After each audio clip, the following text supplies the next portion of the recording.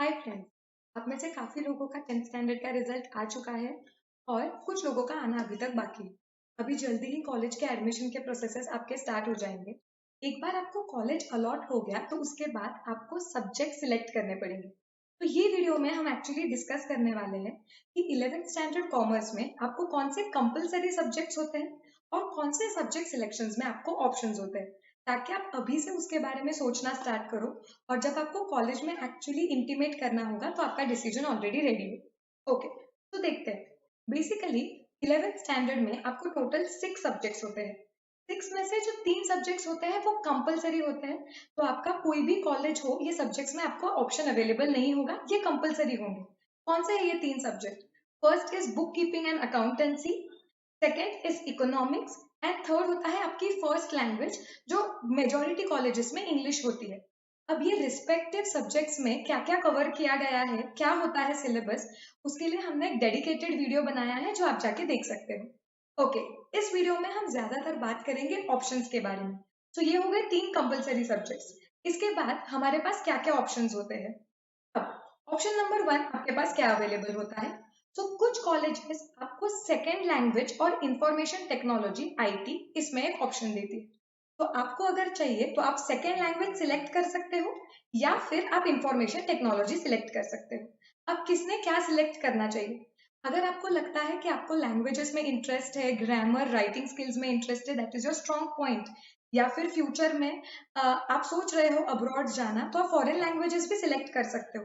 In that case आपने यहाँ पे सेकेंड लैंग्वेज सिलेक्ट करनी चाहिए। सेकेंड लैंग्वेजेस में कॉलेजेस में जनरली ऑप्शन होता है, आप मराठी सिलेक्ट कर सकते हो, संस्कृत सिलेक्ट कर सकते हो, जर्मन या फ्रेंच ये सिलेक्ट कर सकते हो। अगर आपको लग रहा है कि लैंग्वेजेस आपका इतना स्ट्रॉन्ग पॉइंट नहीं है, तो उस केस में आप उसके बदले में इंफॉर्मेशन टेक्नोलॉजी सिलेक्ट कर सकते हो, जहाँ पे मोर इंक्लाइनेशन होगा towards computer learning, computer languages, accounting software ये आपको सिखाए जाएंगे। तो ये हो गया फर्स्ट ऑप्शन। जब अगर आपको आपके कॉलेजेस में अगर ये ऑप्शन आपके लिए अवेलेबल है, तो उस केस में ओसीएम सब्जेक्ट जो होता है, that is organisation of commerce and management, जो सब्जेक्ट में ये कवर किया जाता है कि बिजनेस कैसे कर सकते हैं, क्या तरीका होता है, बिजनेस के स्ट्रक्चर्स क्या हो सकते हैं, जैसे सोल प्रोप्राइटर अकेले ने बिजनेस करना, पार्टनरशिप में बिजनेस करना, कंपनी ने बिजनेस करना। तो बिजनेस करने के बारे में इंफॉर्मेशन पूरी कवर की जाती है। तो वो सब्जेक्ट आपके लिए कंपलसरी हो जाता है। सो 3 कंपलसरी सब्जेक्ट, फोर्थ में या तो आप लैंग्वेज सिलेक्ट कर लो या तो आईटी, और उस केस में फिफ्थ सब्जेक्ट जो आपका होता है, that is organisation of commerce and management OCM, वो कंपलसरी बन जाएगा। या फिर कुछ कॉलेजेस में 3 कंपलसरी सब्जेक्ट्स जो है वो तो रहेंगे, फोर्थ के लिए आपको कंपलसरी एक सेकेंड लैंग्वेज सिलेक्ट करना पड़ेगा, और फिफ्थ सब्जेक्ट के केस में आपके लिए ऑप्शन अवेलेबल होगा। और वो ऑप्शंस क्या हो गए? या तो आप ओसीएम सिलेक्ट करो या तो आप आईटी सिलेक्ट करो। तो अगर आपको थ्योरी सब्जेक्ट में ज्यादा इंटरेस्ट है या फिर आपको ज्यादा ये जानना है कि बिजनेस, उसके स्ट्रक्चर्स, उसके फॉर्म्स, तो आपने ओसी सिलेक्ट करना चाहिए। अगर आपको लगता है कि theory is not your very good point, या आपको ये नहीं सीखना है, तो आप ओसी को ड्रॉप करके आप आईटी सीख सकते हो, आईटी सिलेक्ट कर सकते हो। जैसे मैंने आपको आईटी में बताया, it would be more like learning about computers. Okay, so ये वाला ऑप्शन में 3 compulsory subjects, fourth will be a language जिसके लिए कोई ऑप्शन नहीं है, और फिफ्थ होगा या तो आप ओसीएम सिलेक्ट करोगे या तो आईटी सिलेक्ट करोगे। ओके, अब जो थर्ड ऑप्शन अवेलेबल होगा, क्योंकि 5 सब्जेक्ट्स तो हमने डिसाइड कर लिए हैं, अब जो 6 सब्जेक्ट होगा उसके बारे में आपको अनिरुद्ध सर और डिटेल में बता देंगे। सो ये थर्ड चॉइस ऐसा है जिसमें सबसे ज्यादा स्टूडेंट्स को कंफ्यूजन होता है कि मैथ्स लेना है या एसपी लेना है, मैथ्स मिलेगा या नहीं मिलेगा। तो पहले ये देखते हैं कि मैथ्स कौन से लोगों ने लेना चाहिए। हम्म? एक तो अगर आपने डिसाइड किया कि आगे क्या करना है, तो अगर आपको सीए करना है या फिर आपको स्टैटिस्टिक्स या एक्चुरियल साइंस में कुछ करना है, या फिर अगर आपको आगे जाके बीसीएस मतलब कंप्यूटर रिलेटेड कुछ डिग्रीज लेने हैं, तो आपने आइडियली मैथमेटिक्स लेने का ट्राई करना चाहिए, क्योंकि उसका यूज आपको तब तक होगा। आपको मैथ्स अच्छा लगता है एडिशनली तो भी आपने मैथ्स लेना चाहिए, डेफिनेटली ट्राई करना चाहिए। लेकिन जिन लोगों को करियर मैथमेटिक्स रिलेटेड नहीं करना है, जैसे कि कंपनी सेक्रेटरी कोर्स करना है या फिर लॉ में आपको करियर करना है, तो आपको सेक्रेटरियल प्रैक्टिस सब्जेक्ट बहुत ज्यादा यूजफुल होगा। सेक्रेटरियल प्रैक्टिस में क्या होने वाला है, देखो कि आपको आगे जाके प्रैक्टिकल लाइफ में, रियल लाइफ में कंपनीज को मैनेज करना पड़ेगा, कंपनीज के अफेयर्स देखने पड़ेंगे, कंपनीज का बिजनेस कैसे रन होता है, उनके डॉक्यूमेंट्स गवर्नमेंट को क्या क्या सबमिट करने पड़ते हैं, उनके मीटिंग्स कैसे होते हैं, कब होते हैं, उन मीटिंग्स के रिकॉर्ड्स कैसे रखते हैं, ये सब चीजें आपको देखनी है। तो ये सब सेक्रेटरियल प्रैक्टिस में कवर होता है। तो that is also a very useful subject from practical point of view. अगर आपको मैथ्स पसंद नहीं है, फिर अगर आपको सीए नहीं करना है, आपको मैथ्स रिलेटेड कुछ आगे नहीं करना है, या फिर स्पेशली आपको सीएस करना है या लॉ करना है, तो आपने सेक्रेटरियल प्रैक्टिस डेफिनेटली लेना चाहिए।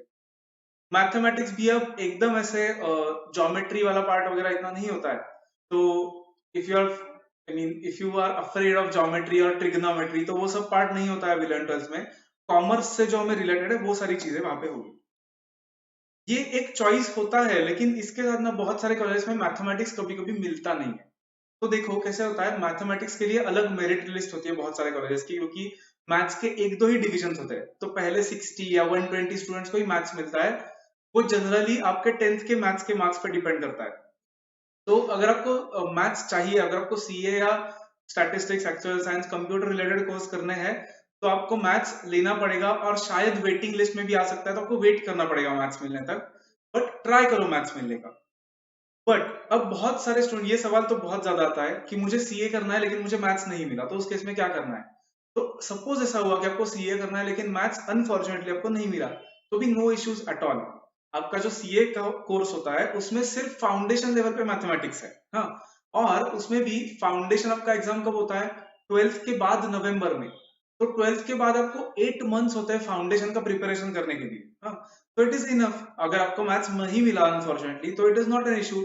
सेक्रेटरी प्रैक्टिस बहुत ठीक से पढ़ो, वो भी वैसे ही आने वाला है हमारे सिलेबस में आगे जाके। तो it is okay if you don't get maths, study it later on. 12th के बाद थोड़े से ज्यादा एफर्ट्स लेने पड़ेंगे, but you have to be ready for that. Okay, so ये 3 कंपलसरी और ये 3 ऑप्शनल सब्जेक्ट हर एक कॉलेज में होते हैं। I hope this was useful to you.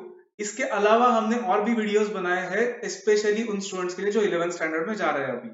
जैसे कि एक वीडियो है ऑन करियर्स इन कॉमर्स, की कॉमर्स में आपके पास क्या क्या ऑप्शंस अवेलेबल है, करना क्या होता है आपको एक्चुअली। राइट, कॉमर्स में आया तो है, लेकिन वहां पे करना क्या है एक्चुअली। तो इसका लिंक हमने कमेंट्स में दिया है। वैसे ही और एक वीडियो है जिसमें सब सब्जेक्ट्स एकदम डिटेल में एक्सप्लेन किया है कि हर एक सब्जेक्ट में आपको क्या देखना है। अकाउंट्स, अकाउंट सुना तो है, लेकिन अकाउंट मतलब क्या, इकोनॉमिक्स मतलब क्या, वो सब उस वीडियो में आपको मिलेगा। कमेंट्स में इनके लिंक डाले हैं। ओके, सो हमारे बैचेस स्टार्ट हो रहे हैं from first week of August. You can contact us, कुछ भी इंक्वायरीज या फिर कोई भी गाइडेंस चाहिए, आपको डाउट्स है, या फिर थोड़े डाउटफुल है आप क्या करना है आगे, कॉमर्स लेना है नहीं लेना है, कौन सा सब्जेक्ट लेना है, तो you can definitely contact us any time. You can call और WhatsApp on any of these numbers, मेरे और हिना मैम के नंबर से ये personal, so you can contact us. Okay, so all the best to everyone and thank you.